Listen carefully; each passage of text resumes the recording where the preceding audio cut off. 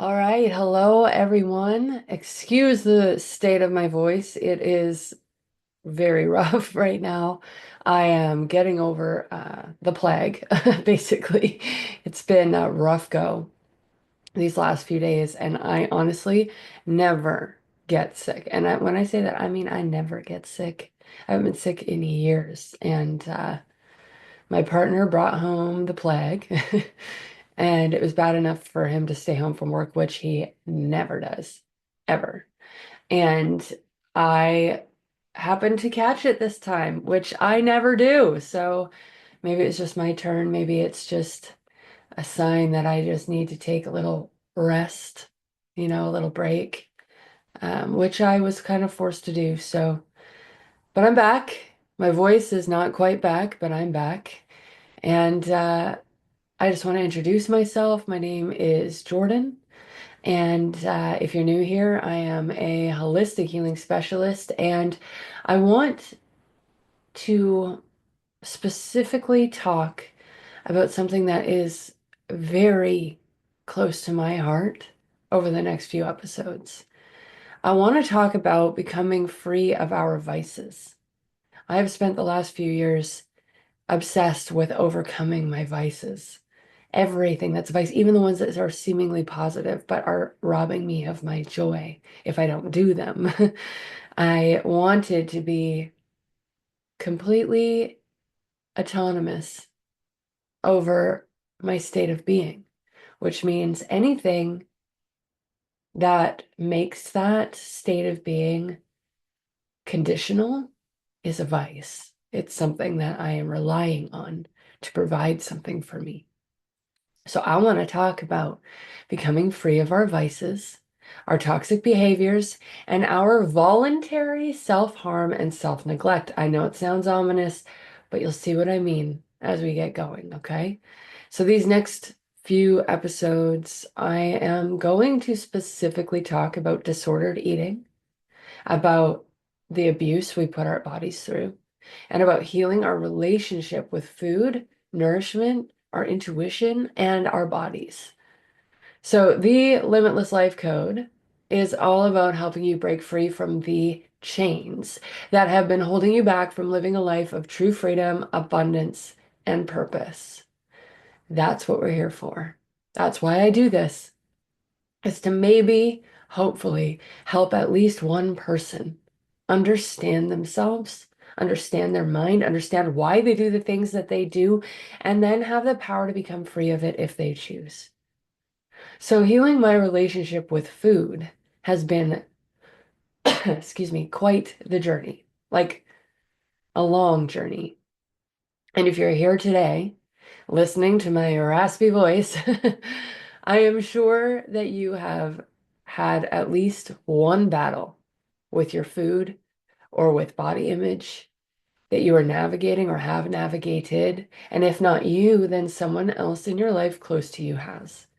And maybe you're hoping that now that you're listening to this, that I can help you move through this and release it.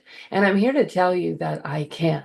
I can because I've done it for myself, for clients who have had binge eating disorder for over 50 years, for teenagers who have been in inpatient care, hospitalized because of their eating disorder.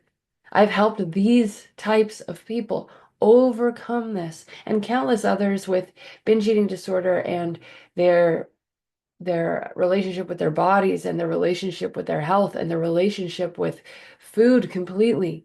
Like I've been doing this for a long time. A long time. My whole journey started with nutrition coaching. So I will tell you that I have battled like you're battling. I have struggled like you're struggling, and I have won. So you are in the right place right now today watching this video. If you struggle with body shame, if you struggle with binge eating, if you struggle with yo-yo dieting, if you struggle with eating disorders, weight management, body dysmorphia, or self-love, you're in the right place. And it is my intention today to shed light on why you struggle so much with food and what it means and how to overcome it. Because I want to give you everything that you need to be able to tackle this head on and win.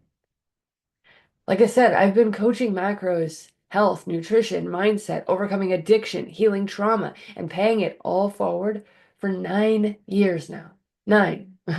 I'm 34. Well, soon. I'll be 34 soon. So 9 years. And the building blocks of this, of what I do now, came one at a time for me, which made my journey exceptionally long, but very effective because I have been through all the layers of fuckery that you could go through.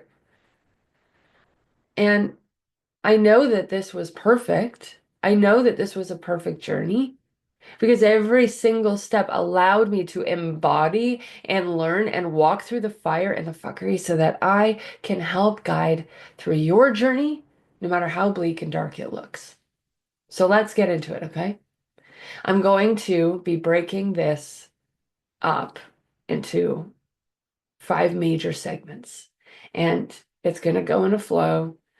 It might not seem like it goes in order, but it might. I mean, everything I've ever done, everything I've ever built, be it a course, be it a program, be it a coaching thing, be it my own personal development, it seems to just magically layer one on top of the other and work out into this incredible domino effect of recovery and transformation that is like profound without even knowing that that was what was happening. I just went and followed my heart and did what I thought I needed to do, and it led to this place. So I'm going to try to break this down into 5 segments, but we're going to probably talk about this a lot more than just 5 episodes. So today I want to talk about the problem. Then I'm going to go into the reasons why we struggle with food and the solution to those reasons. So like we have right now, I know off the top of my head of 3 primary reasons why we struggle with food and substances and addiction.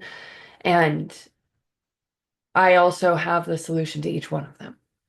And then we're going to talk about forgiving yourself and releasing what has happened so that you can become new, so that you can be made new, so that you can step forward free of your struggle and know that it doesn't have any weight, pun intended, on you anymore.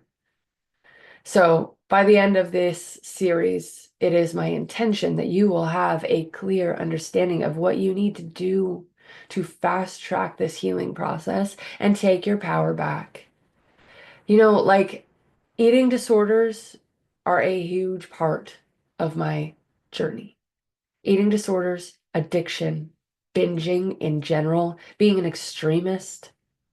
I have done so many things as vices to numb out almost every single one you can imagine, aside from gambling, I have done. So when I tell you that you're going to get something out of this, it's not just my journey that has found success in what I'm about to share with you. Like I told you, there are some of the deepest holes that I've helped people crawl out of. And so it is my hope that from this series, you will know the steps to take and what to expect from them. And you will have a whole new sense of awareness and belief that you can heal your relationship with food. I'm going to tell you right now that this series has been taught in Make Moves Academy, which is my online academy where you can have access to an entire curriculum designed based on the Limitless Life Code, which I developed, which is all about getting out of your head, finding inner freedom with our inner freedom formula, and then taking your pain and your trauma and finding purpose in it. Because from doing that, you cultivate true forgiveness, where you see that everything has served you. Even the worst things in your life have helped shape your purpose in this world. And then the third step is light self-activation protocol, where we step into and embody the best version of ourselves. And so in the academy, this curriculum includes what I'm about to share with you. And I'm not going to give you the journaling questions and the work through here on this channel because then I'd have to be here all day. But if you're interested in taking what we're talking about here today a layer deeper, please do not hesitate to reach out to me. Send me a message, an email. You can click on one of the links in the description. I have one-on-one sessions available. I also have the academy available for you to sign up if you are interested in registering. Come on in. We are open and we are ready to welcome you. And I'm going to tell you, this stuff works because I was way down the fucking rabbit hole when it came to eating disorders, and I was so good at hiding it. I lived in the dark and nobody knew. So if I can heal my relationship with food, with my body, anyone can. And I know that for sure. So if you're ready, let's get into it. Okay? So today we're going to talk about what the problem is. And the problem is that you can't control yourself with food. You can't. That's what it means to have a poor relationship with food, right? You just cannot say no and stick to it. You make all these promises to yourself, and in a moment of weakness, in a moment of convenience or inconvenience, you are back to old habits. Like we are all familiar about what happens in January, right? January. The gyms get real busy. New Year's Eve, a new year, new goals, a new me, new commitments that we don't keep. I'm gonna tell you, I am a huge fan of New Year's resolutions, not because of like the whole new year, new me ideology, but because all things are unilateral, which means if you can set big, awesome, health-oriented goals, which means A, you're willing to, and B, you want it, and C, you're feeling courageous enough to set these goals and make yourself do the things, even if it's just for a short period of time, you can do it again. If you can do this for the smallest amount of time, a week, 2 weeks, 3 weeks, then you can do it again and again and again. So the key with these resolutions and the goals that you're setting is to jump back on as soon as you've noticed that you've fallen off. That is what progress is made of. It's not about being perfect. It's about making progress, getting up we fall, every time we fall, and starting again. However, we don't do that, do we? No. Instead, we have a fuck it switch. I love using this term. We have a fuck it switch that goes off. We flip the fuck it switch and we nestle back into another year of disappointment and the same old BS. And I get it, okay? I get it. I'm not calling you out with shame or telling you that you suck because you have a fuck it switch, because I also have a fuck it switch that took me a long ass time to overcome. The extremist mentality, the all in or all the way out. If we can't do it right, then don't do it at all. Does that sound familiar? I bet it does. Probably because that saying was ingrained in us from our earliest days. Like I'm a millennial, an early millennial. I was born in 91, right? So I heard a lot of that. If you can't do it right, then don't do it at all. Well, all right then. Hello, extremist mentality. All in or all out. I mean, I believe that it was meant to be motivating, okay? Like I know it came from a good place. But instead, it actually created two whole generations of do or die humans who feel shame every time that they aren't perfect, right? So we're talking millennials and Gen Xers. Do or die. who are just, I mean, we're just drowning ourselves in shame for not being perfect. And we're taking everything so seriously all the time. And when we live like this, there is a whole lot of shame that we carry around every single freaking day. So tell me in the comments if you felt shame this month. Tell me in the comments if you felt shame this week. Tell me, tell me, tell me in the comments if you felt shame today. You know, shame has this incredible way of making you feel as if you're standing in front of the class with your pants down. Like you are all alone in your embarrassment and everyone else is laughing at you. But as you can see, when you look in the comments, when you look around, when you talk to someone else who you've sent this video to watch, as you can see, you are not actually alone. You're not even close to alone. We all suffer from shame, and we do not know, we don't have the slightest clue how to cope with it. We do not know how to sit with it, and we certainly do not want to feel it. So we seek to feel anything else. We numb out, or we distract ourselves, or we look for dopamine hits, instant gratification, anything, anything at all to relieve us of the shame. So for some people, it's scrolling, right? For some people, it's binging Netflix. For some people, it's alcohol or other substances. And for a lot of us, like me, like my clients, it is food that we turn to. And you know, food is one of the easiest ones to turn to because it's the one that people push on you. People are always pushing you to just treat yourself, to just have the cake, just have this, just have the chips. Oh my God, you're skinny anyway. uh, or you only live once, or it's a holiday, or like food is an addiction that we literally push on our loved ones all the time. And I'm not saying that we shouldn't be eating, but the binging is very bad for you. And it is absolutely numbing. We fall back into old habits and shame kicks in.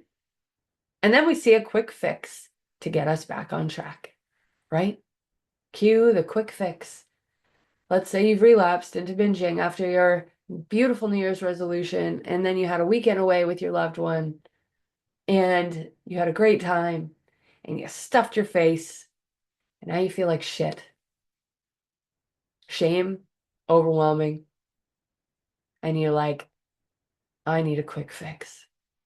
I need a quick fix to get me back on track.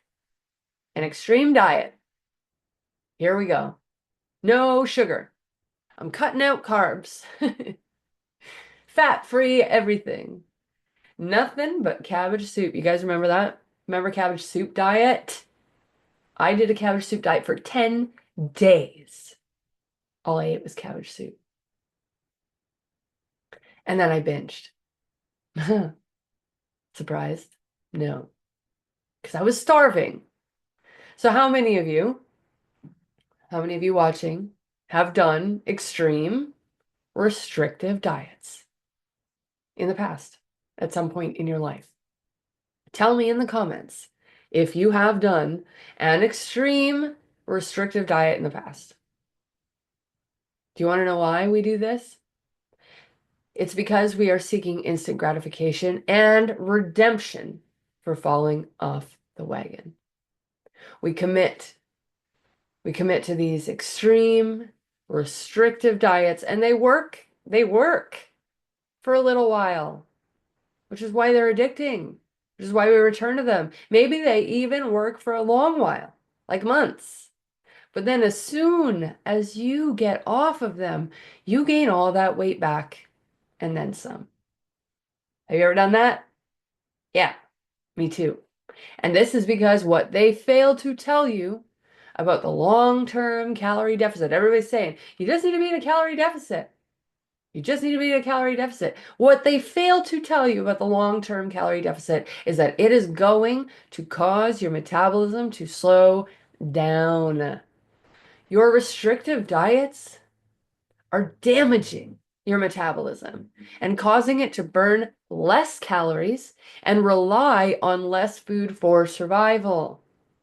This slowing of the metabolism over time will make it nearly impossible to lose weight without starving yourself.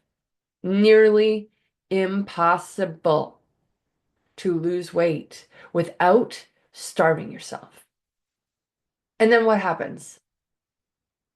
We end up in a place where we hate the way we feel in our bodies. And I don't use that word lightly. Hate. We hate the way we feel in our bodies. We hate our bodies. You hate your body. Isn't that fucked up? Like, really think about that. I hate the way I look. Imagine. Imagine your daughter saying that. We feel shame for how we have ended up here. We loathe our reflection, and every time we get dressed, we feel gross. Every time we try to fix it with what used to work, we make it worse.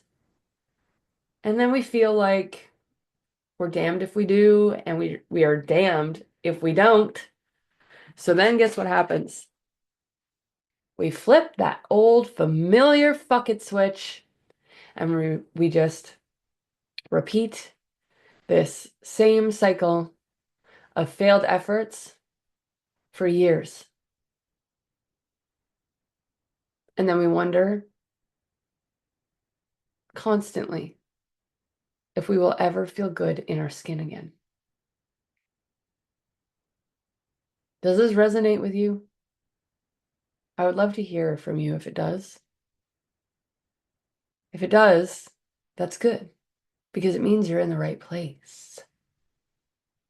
We have forgotten how to love ourselves, and we take it out on our bodies. Oh, I'm going to say that again. We have forgotten how to love ourselves, and we take it out on our bodies. Oh,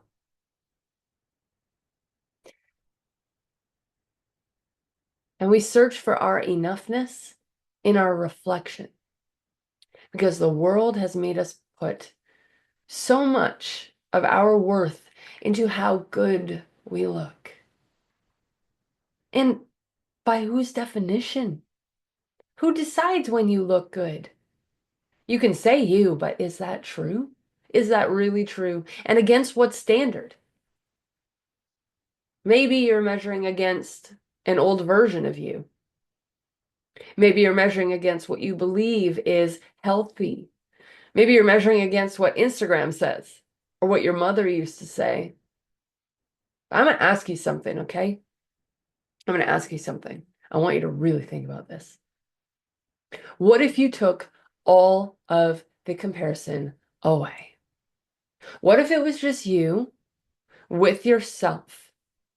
What if you became the standard? What if you were already enough? What if you were already enough? How would you feel then? How would you feel then? What if your body was measured against its ability to adapt, or its ability to heal itself, or its ability to carry around your big old heart and dreams? What if it was measured against its ability to feel big emotions, or its ability to give hugs to human beings who need them? What if it was measured against its resilience and determination to survive?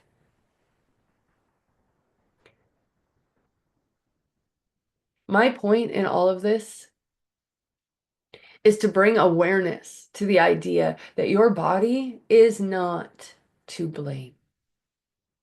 Your body is a miracle. It is a freaking miracle. And if you don't feel like you are enough, don't blame it on your body, my friends. Because even if you had the perfect body, it would not heal that void that you feel on the inside.